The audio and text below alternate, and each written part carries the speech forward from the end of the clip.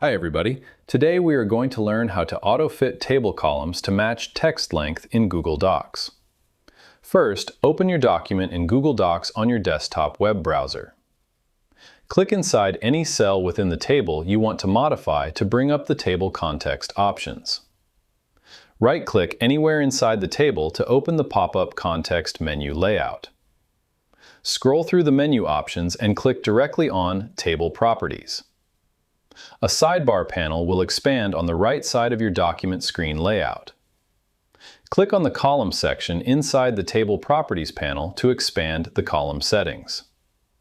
Uncheck or clear the explicit numerical value inside the column width box to remove rigid column constraints.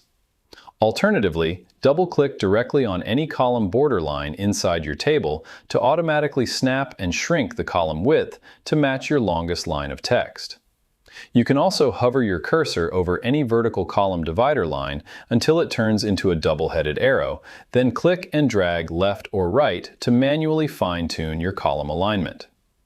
Repeat this auto-fit adjustment for each column across your table layout to maintain a balanced, compact table design. And that's it. I hope it helps you on your current and future projects. Thank you for watching.